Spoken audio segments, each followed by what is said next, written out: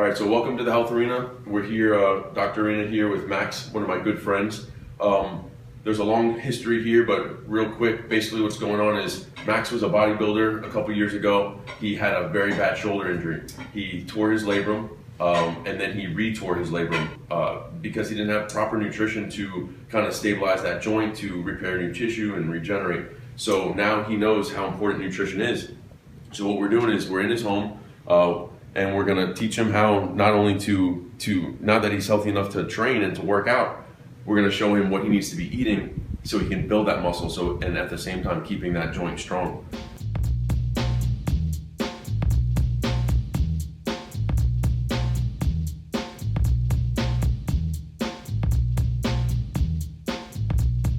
And what a lot of people don't know is that the outermost rings of the onion actually carry the most nutrition. So, and another trick to an onion is when it burns their eyes, most of the sulfur compounds come out of the root side, this side. So when you cut, that's the top, when you cut the root off on the bottom, you got it right here. This is where all the sulfur comes out, that's where the gas comes out, so you want to aim that away from your face. But the best thing you can do is be quick about it. So what you want to do is cut it in half, in a moon shape like this, in half. Make a nice little slit, but don't go all the way through. Turn it this way, and do what's called a bear claw. This is just so you don't cut your fingers. Don't do this, do it here. And nice, swift little blows. If you look, now it's all broken up. No tears, everything's quick. So it's all about these little tricks sometimes to make it a little bit quicker. Tricks for your fingers so you don't get them cut, make it safer. What we're doing is we're making those meatballs. We got the grass-fed beef waiting in the fridge. We got some organic garlic and onion, and we're also gonna saute up some mushrooms. So that was one onion and one garlic? Yeah, it was one huge clove of elephant garlic. So if you're gonna use regular garlic, I would use about 3 or 4 cloves to equal that. This is elephant garlic, so the cloves are that much bigger. Let me show you a piece. Very large compared to any other piece of garlic. Look at that. That's one piece. Wow. Okay? Great. But elephant garlic has a much more mild flavor for people that don't like that pungent garlic flavor. They can actually get the good compounds that are in garlic, organosulfur compounds, different compounds called alanine and allanase. They're present in the allium family, which is your ginger, onion, garlic, shallots, scallions, that family of vegetables. So in order to make these meatballs to fit in all the goodness that we want to fit in, these mushrooms, these onions and garlic, we have to cook them down. They're very high volume before you cook them, but when you cook all the moisture out of them, they wilt. So we're going to cook down the onions, mushrooms, and garlic in some coconut oil. We'll get into why we're using coconut oil instead of any other oil in later videos, but that's what we're going to do so and we're going to cool it, and then we're going to add to the grass-fed beef and mix it together to make our meatballs. Okay, what are you using coconut oil for? Okay, so why I'm using coconut oil. Coconut oil is a special fat. Coconut oil is a fat that is a hydrogenated fat. And fats are hydrogenated because they have hydrogens. So picture my hands being 2 carbon atoms, the oil. When they're hydrogenated, they're full of hydrogens. When they're full of hydrogens, no matter what heat you introduce it to or what pressure, you cannot force more hydrogens into a saturated fat. Therefore, when you cook with coconut oil, a saturated fat, you don't necessarily change its structure. However, if you were to use canola oil or any olive oil or any polyunsaturated oil, that means that those oils are missing some.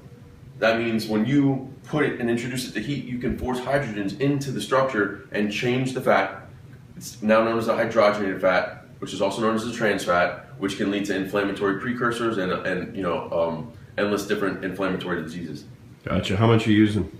It's about a tablespoon, and we're just using that because, again, the onions and the garlic and the mushrooms have a lot of moisture, so we don't necessarily need the oil for anything in particular. It's just to make sure everything doesn't stick to the bottom of the pan and to add that extra nutrients. The coconut oil is mainly medium chain triglycerides, which are small chain fats, and they're used immediately for energy. They're not stored as fat. They're actually one of the most healthy fats you can eat, which is another topic brings me to how your brain and your spinal cord is made out of fat. Your hormones, your cell membranes are all made out of fat, so it's very important that you do not shy away from fat. You just have to source out the proper fats, and that's what we're going to teach you here at the Health Arena.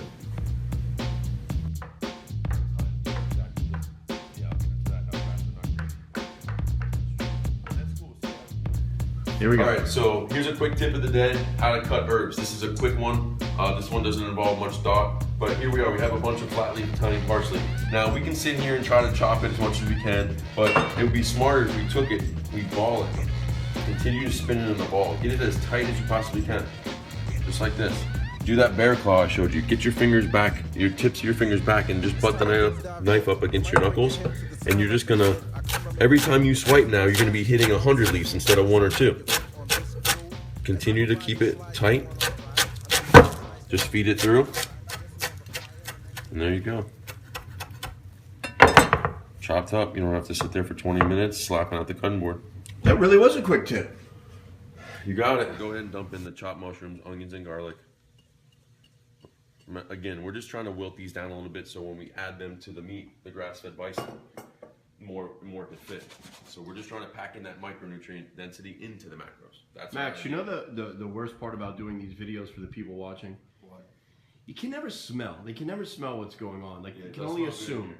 Yeah, it smells amazing. It does smell. I mean, you can only assume what's going on. But you got Jay's word for it here that this stuff smells great, and we're only just starting.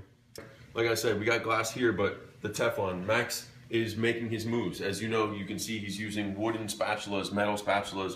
The more we can remove plastic, the more we can remove these chemicals from our diet and from entering our bodies, the better. So Teflon, I do not recommend. Max is doing his best to convert over to glass. He's almost there. All of his Tupperware, as you can see over by him, this is all purchased by him. He's got his masticating juicer. He's making the moves to improve his health because he knows nobody is going to help him but himself.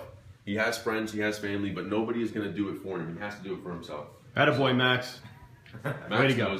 Max is a very smart kid, and he's always been smart. He's taught me things throughout the year, and I'm just, returning the favor. This is why I went to school, so I can go home and teach my family and my friends how to live. But now the time is to teach the world. The time is to bring this to you guys so you understand the truth. I'm not going to try to sell you Joey's mushroom or Dr. Arena's onion. It's not about that. It's about showing you what you need to live and be happy. Well, if you sell mushrooms and onions, I'll buy them.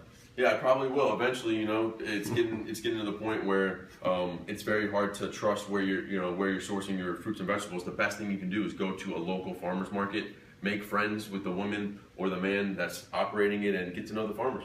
Yeah. These people are, moms and dads, and they need to be supported too. There's no need to go buy. So support your local produce, your local farmers. Oh, 100%. Yeah. And that's zip code sensitive stuff. Of course. Yeah. And that's the thing too, when you go to the market and you look for the nicest the nicest tomato or the nicest apple and all the other ones that go to waste, you don't want to support that agenda.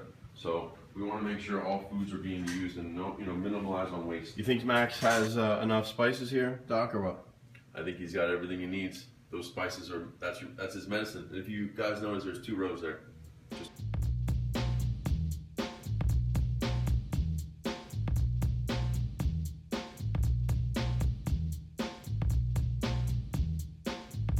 We have a piece of wild coho salmon here, always wild caught, of course, as you guys know that. If you're following this page, you should know that already. So what we're gonna do is for Max, as I said, we custom and curtail everything to that person. So Max is gonna be getting 8-ounce portions of salmon. This is a 2-pound fillet, so we're gonna be cutting it into quarters. So you can always get a scale, but this is obviously the thinner part. So about here, here, and here, and you got 4 8-ounce portions. And of course, I'm gonna show you what I'm gonna do with that. Yeah, so if you notice, there's big, huge wooden cutting boards all around us, and I'm using this tiny little plastic one. As I said, Max is working on getting a full array of kitchen stuff, but right now he doesn't have a plastic cutting board. So one of my buddies brought one over. So if you notice, the vegetables are being cut on the wood and the meat on the plastic. The reason is because, I'm sure a lot of you guys know this, wood is more porous than plastic. The plastic doesn't allow the bacteria to get in and stuff like that. So your chances of cleaning the surface of this are much better than being able to penetrate the pores of the wood and clean that out. So you don't want to use any meat, any flesh, any sort of animal product that could have bacteria on a wooden cutting board. You're going to want to use plastic.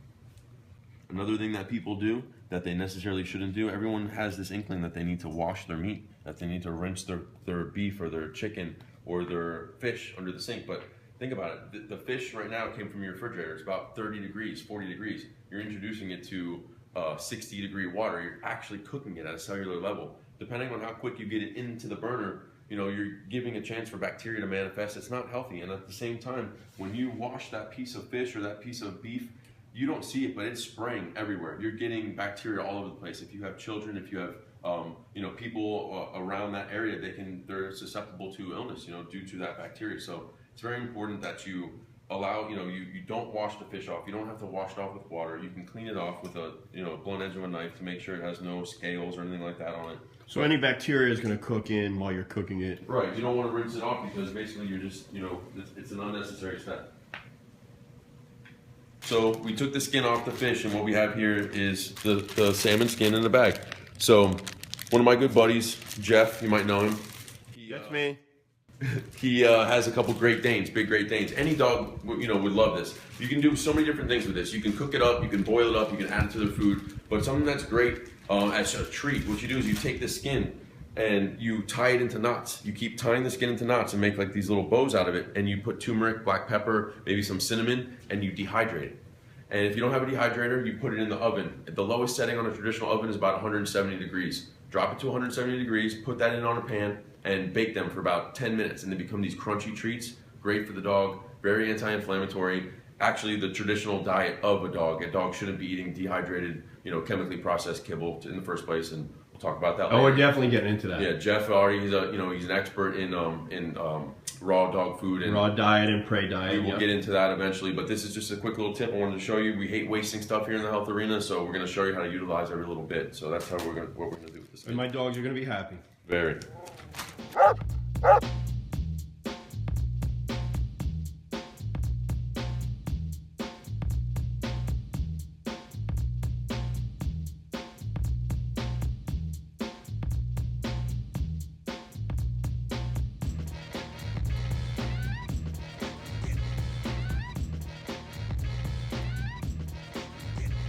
So far, as you see, we got 3 dishes going. We started with the salmon. We got meatballs we're about to prepare and get those going, get those off into the oven, get them cooking. And the last one, our macros, are the eggs. Again, the macros are just there because we know we need fat, carbohydrate, and protein. What's more important are the micros, and that's what we fit all around it. Now, how can we make the most out of our eggs? Well, one, a lot of people tend to overboil their eggs. What you want to do is you want to get a pot of water to boiling temperature, okay? You want to take some eggs. You want to make sure these eggs are pasture raised, okay? Organic doesn't matter. Non-GMO doesn't matter. None of that matters, because what organic and non-GMO means when you see that on an egg package, that means that these chickens were eating organic feed, that these chickens were eating non-GMO feed. Well, why are they eating feed in general? Chickens have beaks for a reason. They're meant to pick grubs and worms out of the ground. That's what God gave a chicken. So in order for a chicken to eat grains like corn and soy, they would need teeth. Well, they don't have teeth. And as a matter of fact, these chickens are starting to lose the shapes of their beak, okay? So what you want to do is make sure you're eating something that's eating its natural diet. So we have pasture-raised eggs here. We're going to go ahead and drop them in. As I said, we have boiling water. You want to drop the eggs in. So after we have all the eggs in, you can see the eggs are about 30 degrees in temperature from the fridge, so they're going to bring the boil down. You want to wait for the boil to come back. It shouldn't take long at all. It should take about 20 to 30 seconds. When that boil comes back, you count to 3 minutes. You let the timer go for 3 minutes. You can see we're at 9 minutes right here for the fish. Wait till it hits 6. After this starts boiling, okay? So maybe about 5. When that happens, you boil for 3 minutes. You cut off the heat. You cover it with a lid and you move it off the heat. And you let it sit for 20 minutes. What that does is it allows the egg to cook completely, but without overcooking the egg. When you introduce an egg to heat and it turns white, that's by denaturation of the protein. The protein has actually changed structure and break. Just like glaucoma. Glaucoma is when you see those white cataracts in people's eyes. That's the proteins that denature. That's the proteins changing structure. Same thing happens when you cook an egg. So you want to get an egg white and then stop cooking it. And in order to do that, it's hard. You can't see through the shell, so you have to know. And this trick should get you through that. It should be able to help you not overcook your eggs. So we have the eggs that we covered. It boiled for 3 minutes. We covered it, and now we're going to set a timer for 20 minutes. Okay. So that's that. 20 minutes. It's done. You rinse them in cold water. Those are ready to crack. Got the salmon. 2 pounds of salmon cooked and ready to go. That makes 4 meals. Got the asparagus and the Japanese sweet potatoes. And like I said before, it looks, I hate to think plain and clean looks plain, but it smells amazing and the taste is, I mean. Yeah, it's all there. Now with this, of course, you can use more lemon. We can squirt some honey as well on the fish for something sweet. These sweet potatoes are actually They're Japanese sweet potatoes. They look red on the outside, but they're actually white on the inside. These are amazing if you haven't had one before. Like candy. Like candy. Okay. So everything's going to get divvied up. We're going to have about 5 ounces of asparagus, about 250 grams of potato, and 8 ounces of fish for Max. Remember, this isn't just the same for everybody. What works for one person doesn't always work for someone else. So you want someone to calculate what you're eating. When it comes to macros, you really want to calculate it because you don't want to get too much. But micros, you can eat in abundance. You can eat as much as you want. In a pound of asparagus or broccoli, there's about 100 calories, so you don't really have to worry about that. All right, so we already have our concoction where we cooked down mushroom, onion, and garlic, and I added some flat leaf Italian parsley to it when it came off the heat. And I just wanted to make sure I got the juice out, drain the juice. You can use that. Jeff made a great point. Use that for stocks, use it for stews, even use it to cook your rice in, okay? Rice, quinoa, or whatever it is. So now we have that. Now we're gonna take our grass-fed beef, okay? Anything above 90 is good. 90, 10, or 95.5 would be great. Okay, another reason why we're eating grass-fed beef is because we want animals that are eating their natural diet. The reason why we eat beef in the first place, for its special qualities that you can't get from plants like B12, choline, heme iron. Well, these things are not present in animals that aren't eating grass. Just like with milk, milk's for babies. What does a baby cow, or what does an adult cow drink? Water. Once you grow teeth, you don't necessarily need to swallow your calories anymore. You can chew them. So it's very important that you're getting an animal that's eating what it's supposed to be eating. So we have 2 pounds of grass-fed beef here. What I'm going to do is just break it up like this and toss it in the bowl. Okay, so we have our beef with we put pink salt in there. Now we're going to add in our spices. Okay, like I said before, spices are for a couple different reasons. One, as I said, to dance around on your tongue a little bit. It makes things much more enjoyable. But at the same time, it has so many medicinal properties. The ones I picked for the meatballs, you can continue to change it. You don't have to eat the same ones every time. You want to make sure you're happy too. You don't need to eat the same thing all the time. You can eat different flavors and have fun with it. You have organic spices there, right? Yeah, these are all organic spices. Again, the thing with organic is we're just making sure that we're just getting turmeric. I don't want turmeric. I don't want my turmeric with pesticides and chemicals and all sorts of garbage on it. I just want the turmeric. And that's what we mean by organic.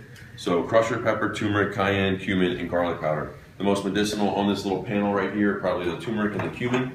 They're ancient Indian spices. Turmeric used to be used for a dye, a food dye. A clothing dye and Indian paint and things like that. But it's been found in over 5,700 peer-reviewed research journals to have the same medicinal anti-inflammatory qualities as 14 prescription drugs. So we're going to go ahead and add that in. Not only does it give it flavor, but it gives it the medicinal aspect as well. And you're flavoring this to Max's taste? Yeah, to Max's taste. So, I've known Max for a while, like I've said, so I know what he likes. Of course, I'd pass, by whatever I want to put in with him before I put it in. But you can make it to, obviously, whatever you like and you're suggesting. Yeah, don't be shy with the spices because that's where a lot of that dense flavor comes from, and that's where a lot of the nutrition comes from. So, if you like the way it smells, you're going to like the way it tastes. After we have all that added in, now is when you want to make sure you're clean, and you just get in there. You want to mix everything around. This is why we cooked all that. That's 2 portobello mushrooms, 2 whole onions, and a whole big clove of elephant garlic. So that wouldn't have fit into this 2 pounds of meat, but since we cooked it down, it fits in just perfect. Now you don't want to rub your eyes with that cayenne pepper. None of the spices you want to touch your eyes with. Not only that, but the raw meat. You definitely don't want to touch your face after before you clean your hands. All right, so we have the meatballs. They're browning up. That's all we wanted to do is get a little bit of golden brown on them. That's pretty, they're so thick that we have to finish them off in the oven. So the oven is preset to 400 degrees. We're just going to go ahead and take these balls, put them in the casserole dish. I'm going to toss them in the oven, 400 degrees, probably about 20 to 30 minutes. They're like little meatloafs, you can think of them like that, and they're about 4 ounces a piece. So, like I said, this is all custom fit to Max, but there's no, there's an equation for all of it. So if you need help with that stuff, that's where you'll contact us and let us know what you need, and we'll let you know how much you need, how much food you need. I guess that's it.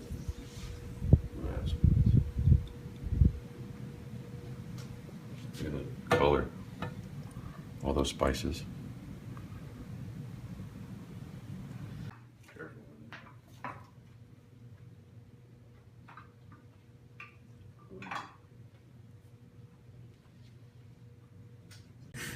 So now, as we said, we got 8 ounces of fish in each meal. Again, you got the micros all over the top. Macros are nothing without micros, people. Beautiful pieces of fish.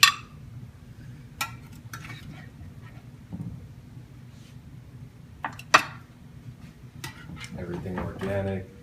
Yeah, everything organic, as we talked about before. It's not that we're buying something different. When we buy an organic onion, we're just buying the onion. We're not buying the 15 chemicals that come, for a ride. So that's when we say organic, we don't mean anything new. We mean the same stuff your parents ate when they were kids, the same stuff your grandparents ate.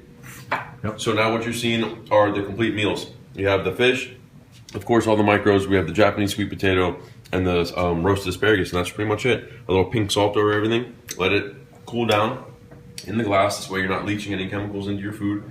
Cover it and store it. You're ready to go. Now Max can pull these out. He's going to have one each day. So this is 4 days worth of salmon meals. Then we'll have 4 days worth of egg meals, 4 days worth of meatballs as well. So then he'll cook his breakfast at home and his dinner at home. At least he has his food for going out and about with him. So he doesn't have to worry about where he's going to get his food, where he's going to go, what's in it, that sort of stuff. Because he doesn't want to sacrifice his health, just for, because he's hungry. So he's going to have these meals ready to go.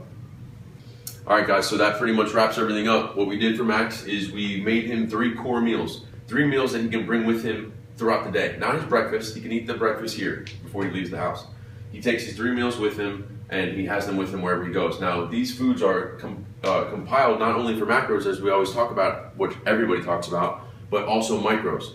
That's something that in the health arena that we find most important. The micros are what's most important. So these meals are packed with micros and macros to fuel his workouts, to fuel his energy throughout the day, to make sure he's got the energy, got the stamina to get through his day, but at the same time not have to worry about where he's getting his meals. So that's pretty much it. As he saw, it's not rocket science. It doesn't take an exorbitant amount of time. It took a little longer because I was trying to walk you guys through it and teach you what we were doing and show Max what we were doing. But really, you can get this all done in about 45 minutes to an hour if you just get it all done. Buy all the stuff at once and load it up in the refrigerator. You don't have to worry. You're ready to go. So stay tuned for our next video. We'll be at our next location working with another patient and customizing their meal plan for them. You ready to eat, Max? Starving. I say let's eat. Let's eat.